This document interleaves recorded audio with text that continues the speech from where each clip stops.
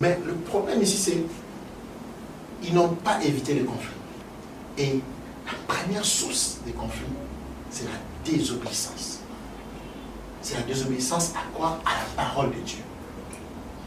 Lorsque vous désobéissez à la parole de Dieu, sachez que vous ouvrez la porte au serpent qui va entrer et détruire votre couple, détruire vos fiançailles, détruire votre projet de mariage, détruire votre mariage. Et aujourd'hui, beaucoup de couples sont détruits parce qu'à la base, si on remonte à la source, on comprend qu'il y a une désobéissance des Écritures. Amen. Merci. La désobéissance à la parole de Dieu occasionne les conflits dans les couples. Très important, fidèle peuple de Dieu, vous pouvez comprendre déjà que nous sommes vraiment ensemble avec l'homme de Dieu en train d'apporter des solutions, de réponses à vos multiples questions. Alors, la deuxième chose, le deuxième point que vous pouvez évoquer, donc je sois pris plus précis, pardon. Qu'est-ce qui est une deuxième cause? Parce que là, vous avez évoqué la première. Je crois qu'il peut y en avoir encore une deuxième.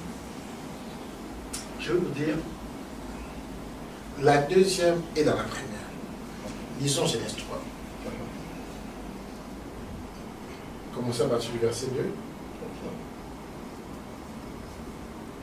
La femme répondit au serpent, nous mangeons le fruit des arbres du jardin, mais quant au fruit de l'arbre qui est au milieu du jardin, Dieu a dit, vous n'en mangerez point et vous n'y toucherez point de peur que vous ne mouriez. Troisième. Alors le serpent dit à la femme, vous ne mourrez point. Mais Dieu sait que le jour où vous en mangerez, vos yeux s'ouvriront et que vous serez comme des dieux, connaissant le bien et le mal. Je peux continuer? La femme vit que l'arbre était bon à manger et agréable à la vue, et qu'il était précieux pour ouvrir l'intelligence. Elle prit de son fruit et en mangea. Elle en donna aussi à son mari qui était auprès d'elle, et il mangea.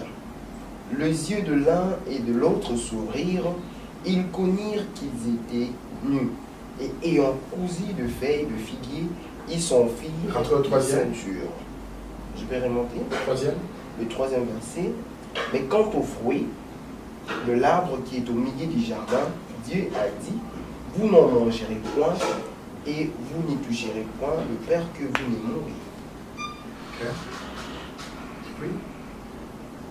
Alors le serpent dit à la femme, vous ne mourrez point. Mais Dieu sait que le jour où vous en mangerez, vos yeux s'ouvriront et que vous serez comme des dieux, connaissant le bien et le mal.